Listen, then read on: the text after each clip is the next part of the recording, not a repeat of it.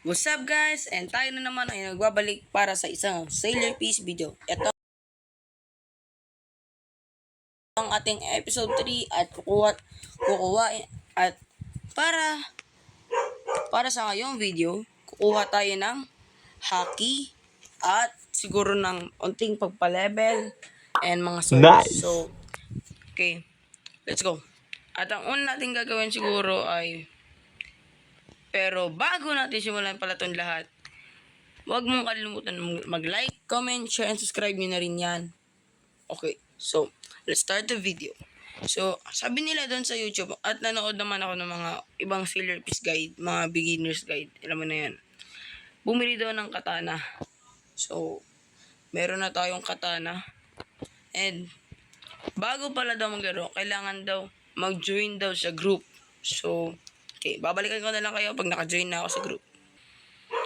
And let's go! Kung kitang-kita nyo naman na naglo-load na tayo sa game. So, like, naka-join na tayo sa group. So, I think, pwede na rin natin yan.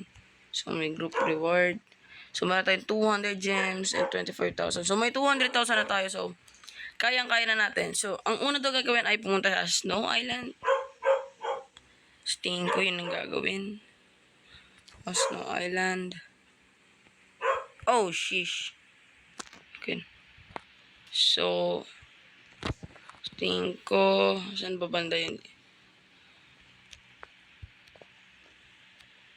Dark Blade Seller.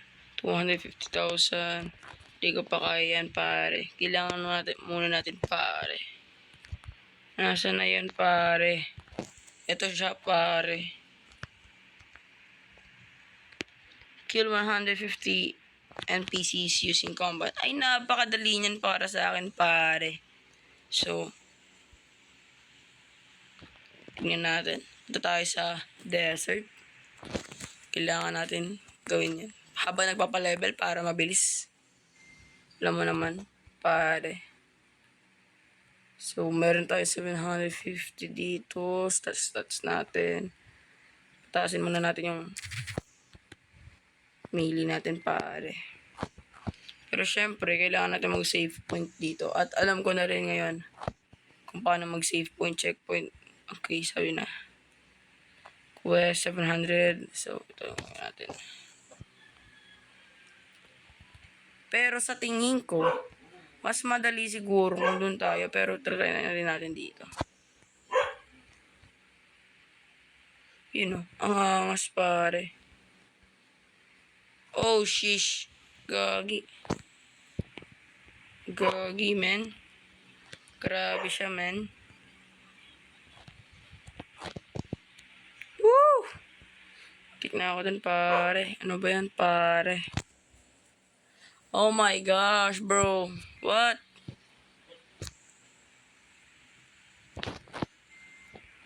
Bug. Let's go. Kailangan natin siyang patayin lang.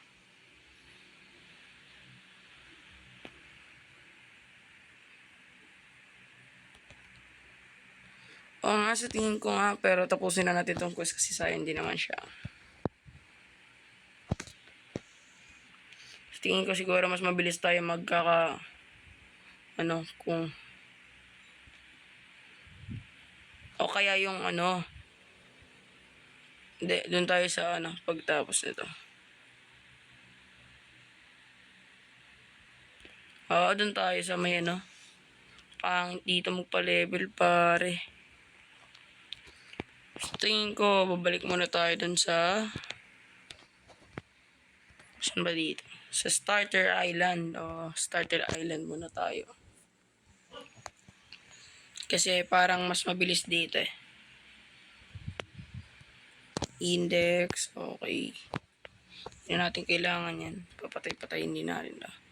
And magpusta rin tayo kahit alam kong okay. Siguro mag-AFK na lang muna ako dito.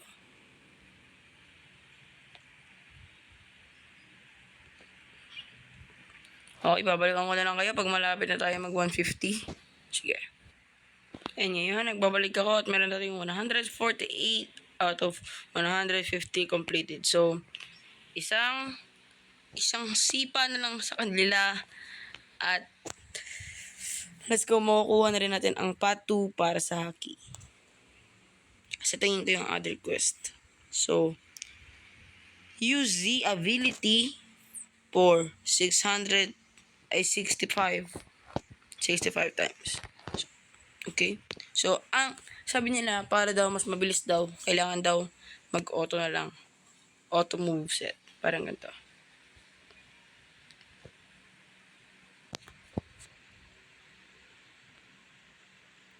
Okay, kagaya ng kaganina, babalikan ko na lang kayo ulit kapag malapit na tayo or 65 na tayo. And ayun, ilang beses na ako nag-request dito. So, I think malapit na rin tayo mag-65 kasi 56 na tayo ngayon. So, mag-quest lang naman tayo dito para makuha natin yan. Ito lang yung ginagawa ko ganina habang habang in-auto moveset ko yan para again ko, pindutin ko lang tong 1, i-spam ko yan. Yan, i-sprint, dash. Ayan lang, ganyan lang mga ginagawa ko kanina. Ayan, kita mo, 57 na tayo.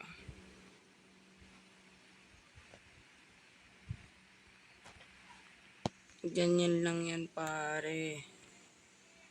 Ayan yung mabilis. Para mas mabilis kayo magpa-level up.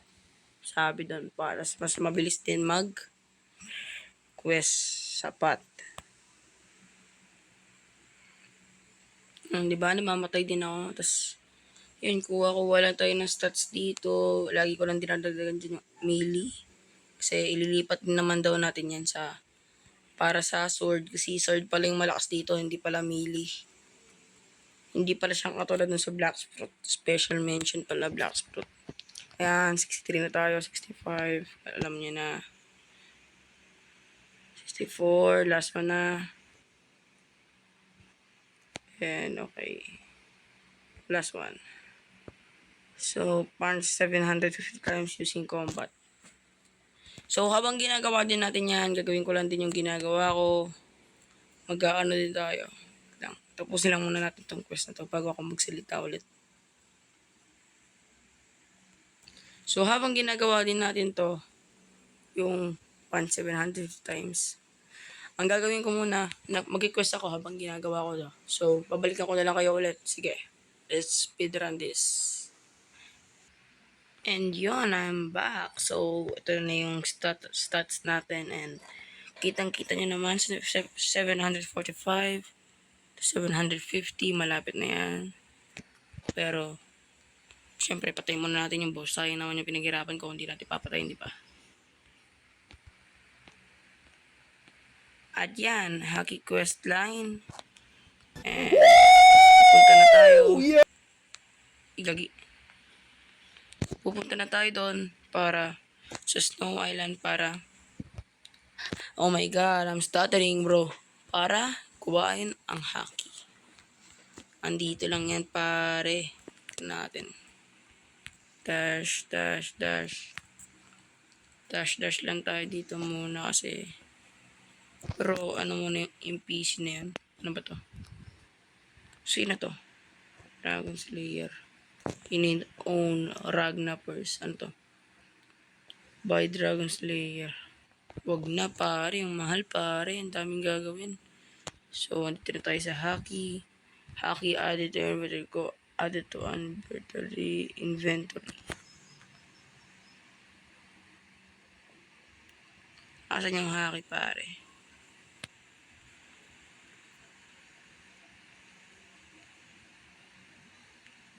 Asan yung Haki pare? Paano makukuha yung Haki pare?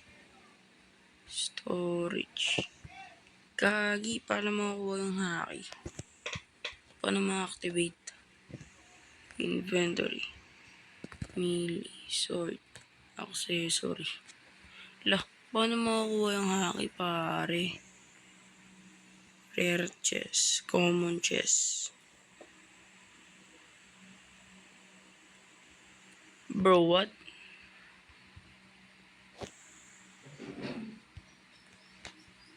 Haki color. Yes. You obtained a black haki.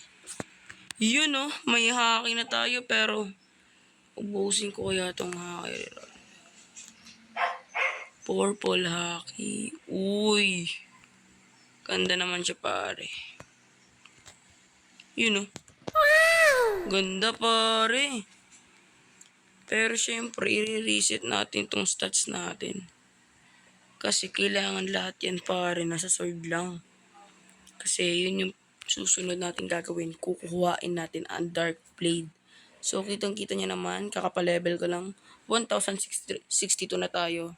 So, ang susunod natin kukuhain ay Dark Blade at magpapa-level din tayo ng onte. Sorry kung napakabilis ko magsalita. So, let's go. Pero, syempre, change muna natin to yung 3,000. I like mga 2,000 sa sword. Tapos, yung other naman, 100. 1,000 dito. Tapos dito na. So, di na natin kailangan ng combat. At dito sa sword, meron na tayong katana. So, yan. Ito na yung gagamitin natin lagi. Pero, bago daw magsimula lahat, kailangan daw natin ng i-available yung haki settings. Paano ba i-available yun pare?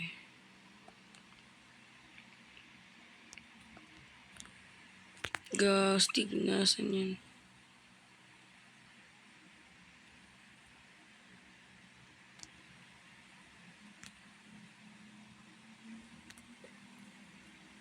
Basta. Ako na lang mag-aaral ng mamaya. And bago, sa tingin ko, oh my God, buti na lang talaga natapos na natin yung quest. Disconnect pa tayo dun pa rin naman. Pero, bago tayo matapos, gusto ko munang i-shoutout shoutout kay Top 10 TSB, shoutout dyan. Shoutout kay, gusto ko kasi magpa-shoutout ng mga friends ko eh. Shoutout kay I Love, as you know, Dashi. Shoutout to Top 11 TSB. Shoutout to I'm Noob. Shoutout to Jeric. Shoutout to Dylan. Shoutout to It's Me Joshua. Shoutout to Tensuke. Shoutout to J. Debu. And for the last one, shoutout to Central C. So, yun lang guys. Salamat sa panonood and I'm Ipatsu and I'm out. Thank you guys.